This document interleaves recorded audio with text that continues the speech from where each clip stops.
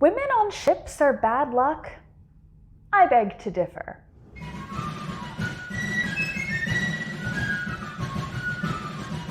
Happy Women's History Month and welcome to another Tall Ship Tuesday. My name is Caroline and I am a woman in the sailing world. In this industry dominated by men, women have paved their way into the field, but it has not been an easy job.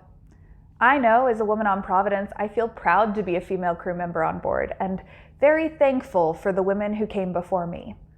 Throughout history, it has been hard for women to carve out a space for lots of reasons, but today I want to talk about the myth that women were bad luck on traditional sailing ships.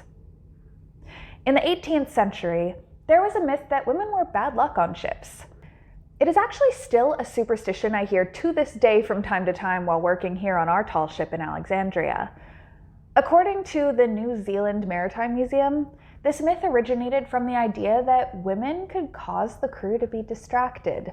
Then that would anger the sea herself. The sea became treacherous in retaliation. According to the Western Marine Institute, though, there may have even been some fears in Europe that women who wished to work on ships were actually witches. Witches could manipulate the winds, the seas. There is some folklore that refers to these ship-sinking witches. Some of these magics were the manipulation of thread, driving a knife into the ship's mast to raise the wind, undoing knots tied onto pieces of rope or a handkerchief to call upon the wind, or by studying the behavior of cats to determine the course of a storm.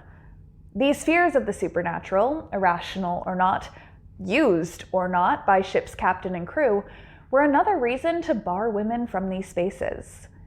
Now, there were exceptions to this superstition.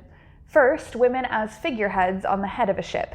The Royal Museum of Greenwich states that these figureheads were often female, but not exclusively so. A female may have been popular because the ship itself was always referred to as a she. As women were often not allowed on board, the figurehead itself might also represent the sole female on the ship. Women in the 18th century were also reported to be allowed on ships if they were without clothes. This was thought to make the seas shameful, and that in turn would make the seas suppress her vengeful nature, providing the ship safe passage. Sometimes the figureheads themselves would purportedly be bare for this purpose. But women did find themselves on ships in more respectable ways as well.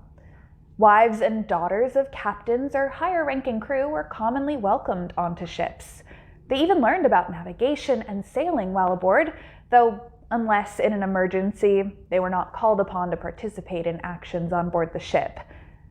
Some women did take to sailing, but to get there, they really had to fight against the mold. In piracy, there was a little more freedom to be different, and we even saw female pirate captains in the 18th century. Anne Bonny or Mary Read sailed in the early to mid-1700s and did as much plundering as any other big name. Some women, though, may have cross-dressed to be allowed on ships. Women like Hannah Snell dressed as a man in the Royal Navy for 4 years to make a name for herself on the sea. Luckily, thanks to the actions of these women sailors and many more in the 18th century, over time it became more common and respectable for women to be on ships here in the United States. While it took a while, by the 20th century, we started having more women breaking barriers, and now in the 21st century, we have even more women making waves in the merchant service, the Navy, racing and yachting, and here in the world of tall ships. I hope you learned a little something about women on the seas in the 18th century.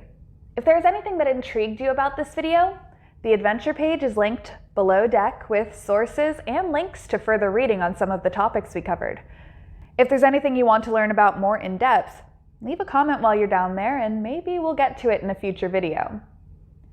Bye shipmates, and see you next time. Thank you all for joining the Tall Ship Providence Foundation on this Tall Ship Tuesday. If you liked this video, please hit the like button and consider subscribing to the channel.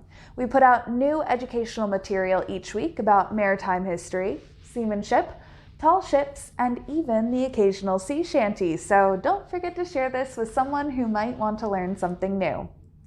Until next time, we hope to see you back again on another Tall Ship Tuesday. Bye!